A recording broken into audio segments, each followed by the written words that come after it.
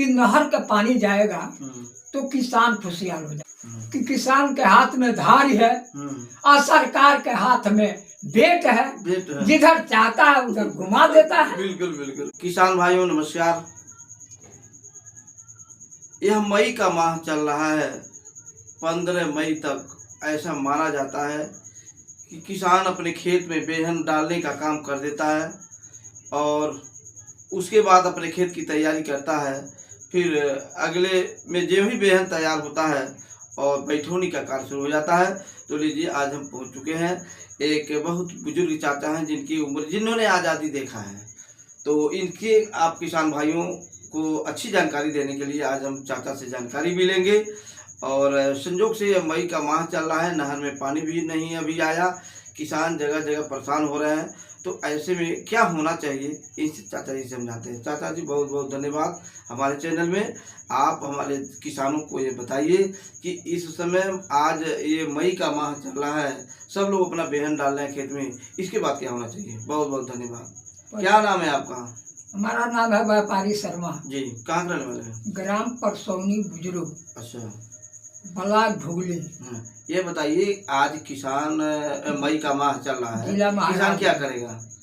तो माननीय पत्रकार महोदय, इस समय में 15 मई तक नहर में पानी आ जाना चाहिए। अच्छा।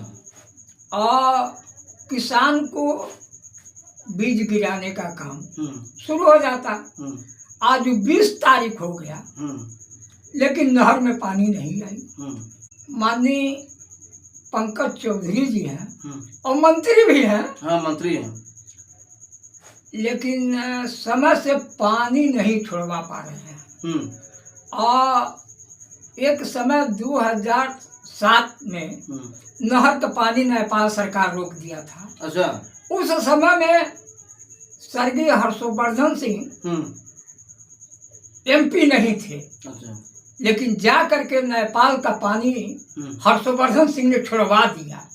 तो इस बात तो माननीय प्रधानमंत्री जी से इन उनसे पूछना चाहिए कि आप अपने क्षेत्र में क्या काम किया है कि आज इतना परेशानी झेलना पड़ रहा है। तो माननीय पत्रकार महोदय, यही MP, यही विधायक, यही संसद, इन लोगों को केवल कुर्सी चाहिए, केवल कुर्सी चाहिए। अच्छा बताइए, जब नहर की खुदाई हुई तो उस समय सरकार का क्या सपना था कि किसान इससे खुशहाल होंगे और इस नहर में पानी आएगी तो अपने खेत की सिंचाई होगी?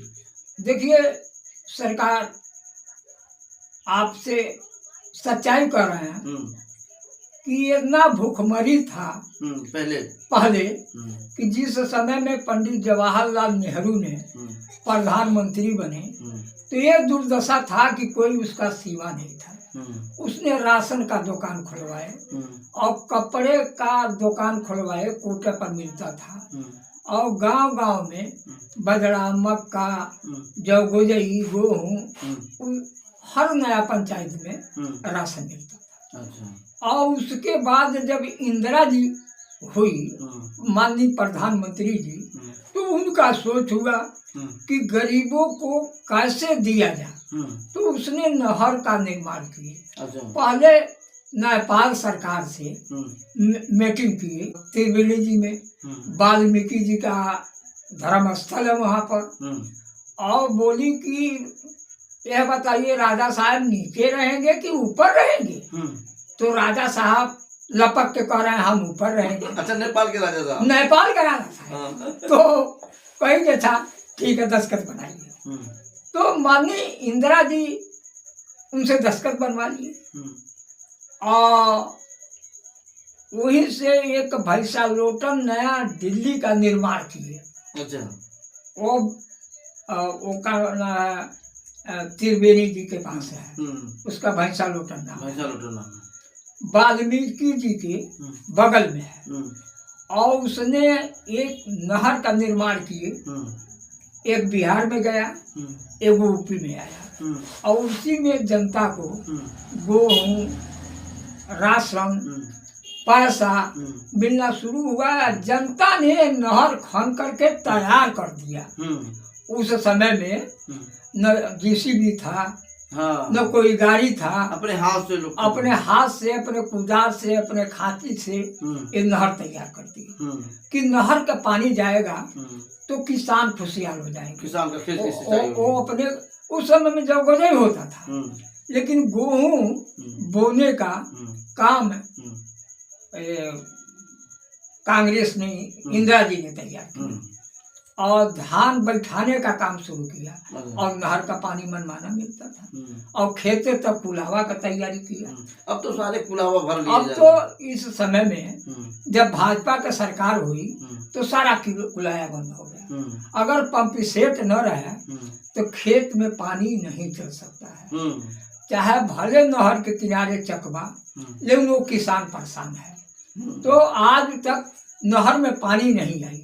अच्छा, क्या होना चाहिए? और देखिए किसानों को ये सुविधा, समय से पानी, समय से खाद, समय से बीज, ये सबको मिलना चाहिए। किसानों को मिलना चाहिए। अब किसानी के ऊपर इतना बोझ है कि बिजली का पैसा बढ़ रहा है, आंधी पानी की तरह बढ़ रहा है, मोबाइल का पैसा बढ़ रहा है, नेट का पैसा बढ़ रहा है, किसान परेशान है। लेकिन रही बात कि किसान के हाथ में धारी है और सरकार के हाथ में बेट है, जिधर चाहता है उधर घुमा देता है। बिल्कुल। जिधर चाह रहा है उधर घुमा दे रहा है। जब घुमाएगा तो हाथ करने के मारे किसान उधर हाथ करेंगे। तो यही तो सरकार है। ये सरकार। बहुत बहुत धन्यवाद, आपने जानकारी दिया हमारे किसान भाइयों को। और किसान भाई इस जानकारी से अवगत भी हूँ कि इसी महीना में अपना